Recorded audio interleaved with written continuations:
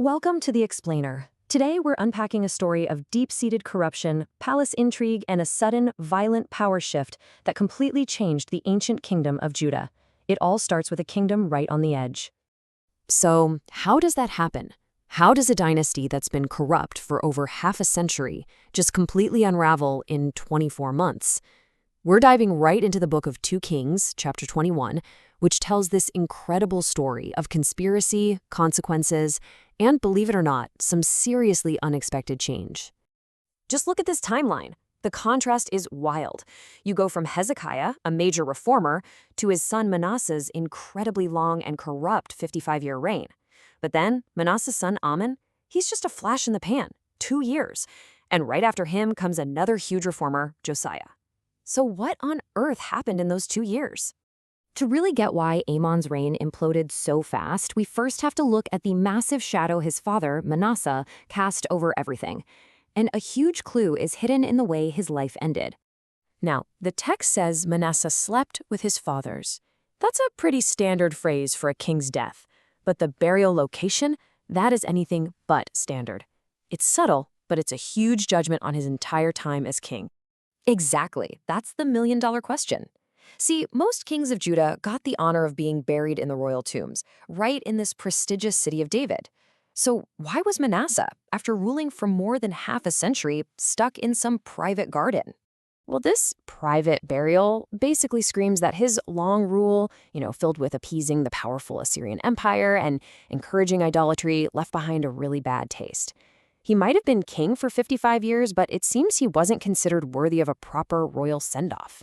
So Manasseh's son, Amon, inherits the throne. He's only 22 years old, and he's at a crossroads. He can either clean up his father's controversial mess, or he can double down. Well, Amon made his choice, and he made it loud and clear. He didn't just follow in his father's footsteps. The text says he completely embraced the same idolatrous practices that had made his dad's reign so divisive. And here's the heart of the problem. Amon copied all of his father's bad policies, the idolatry, the worship at those local shrines called high places.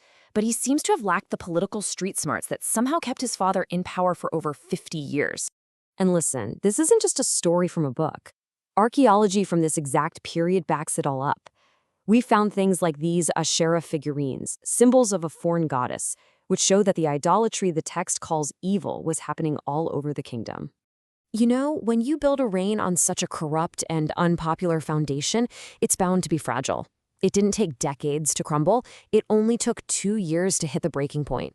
The end came swiftly and brutally. And the threat didn't come from a foreign army or some rival nation. Nope. It came from inside his own palace, from his own people.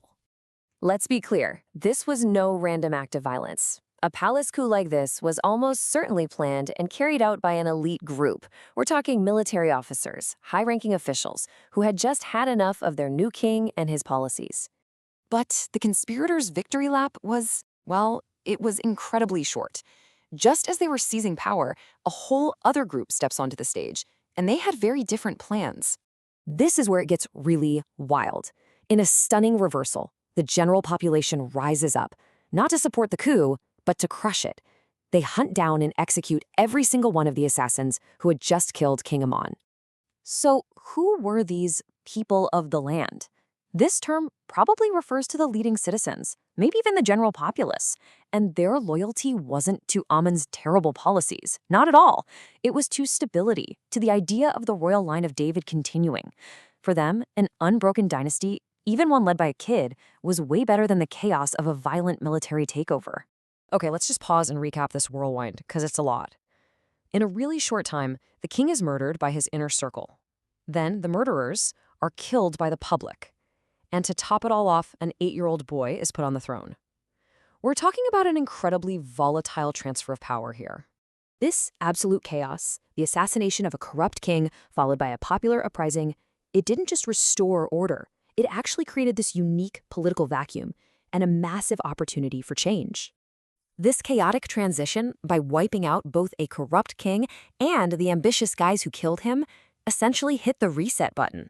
It cleared the board and paved the way for one of the most important periods of reform in Judah's entire history, all under a child king.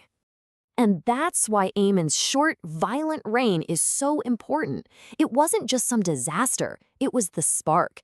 The instability from his father's corruption, mixed with the people's desire for a legitimate ruler, created the perfect storm for a radical new beginning. This whole story leaves us with a pretty powerful question, doesn't it?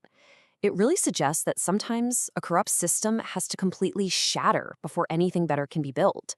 So, is a breaking point sometimes necessary for a real breakthrough?